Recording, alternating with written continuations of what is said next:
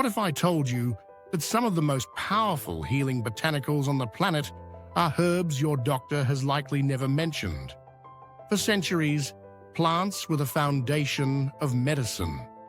Before pharmacies, there were forests, gardens, and living apothecaries filled with remedies our ancestors trusted. In the modern Western world, many of these plants have been pushed aside, overshadowed by synthetic molecules and prescription pads. But what if this knowledge was never lost? What if it has simply been waiting for us to rediscover it? Today, modern science is beginning to explore this ancient wisdom, and the findings are extraordinary. Disclaimer: before we continue, this video is educational only. It is not medical advice. Always talk with a healthcare professional before using herbs, especially if you take medication or have a health condition.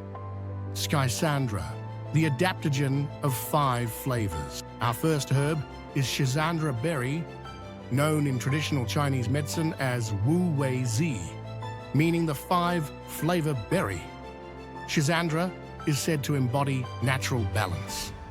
Its flavor is sweet, sour, salty, bitter, and pungent all at once. In traditional teachings, each flavor corresponded to a different organ system, making Schisandra a harmonizing herb for the whole body.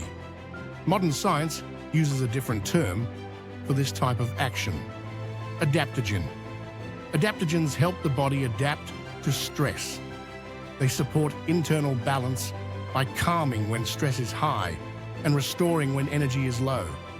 Schisandra has been used for the liver, lungs, heart, and kidneys. It has been taken traditionally to support energy, endurance, and stamina. Preclinical studies show antioxidant and anti-stress activity. These compounds help protect cells from damage. Traditionally, Schisandra is taken as a tea or tincture, offering a way to support the body's natural balance. Chaga, the diamond of the forest. Our next remedy grows in the cold northern forests. Chaga, known in Russia as the mushroom of immortality. Chaga looks like burnt charcoal on birch trees, but inside this dark exterior lays a potent antioxidant profile. Indigenous peoples have used chaga for immunity and overall wellness for generations. Chaga absorbs compounds from its host birch tree, including betulinic acid. This may help explain its anti-inflammatory and immune-modulating effects seen in lab studies. Immune-modulating means helping the immune system respond more clearly without overreacting.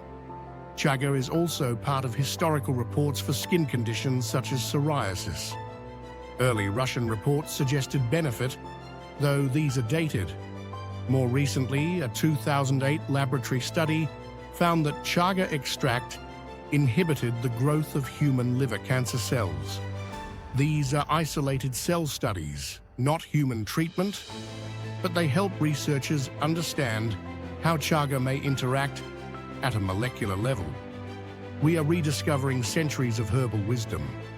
I am curious which plant has surprised you most so far: Schisandra with its 5 flavors or chaga with its hidden strength?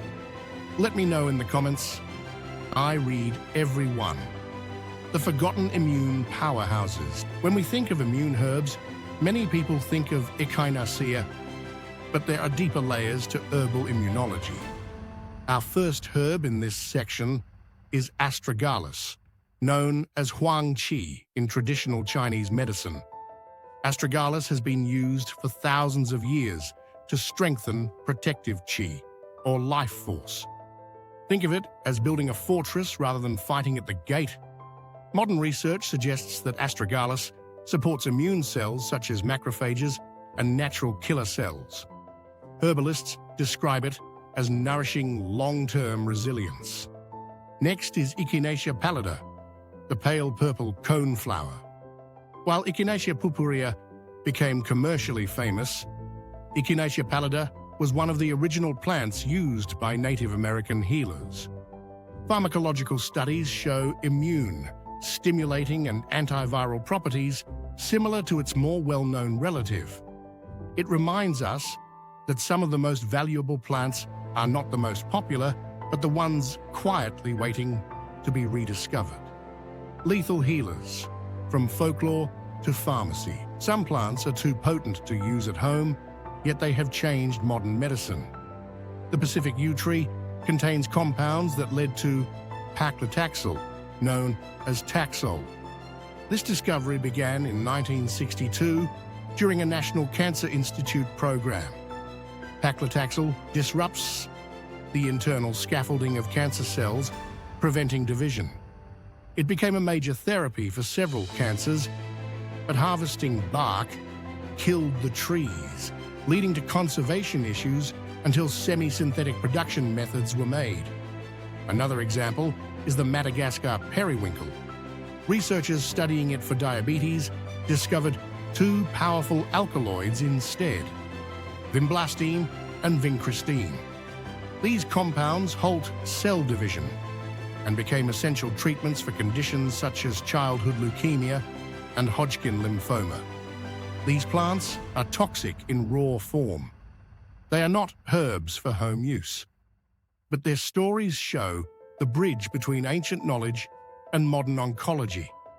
In conclusion, from the harmonizing nature of Schisandra to the deep resilience of chaga, from the immune strength of astragalus to the life-saving power hidden in the yew and periwinkle, we are only beginning to explore the depths of the botanical world.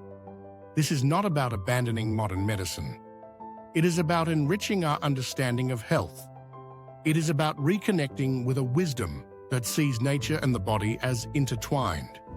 The question now is simple. What else have we forgotten? And what other answers are hiding in plain sight? If you found value in exploring these forgotten medicines, consider subscribing and joining our community. We dive deeply into the world of hidden herbs and ancient science, and I would love for you to be part of our journey.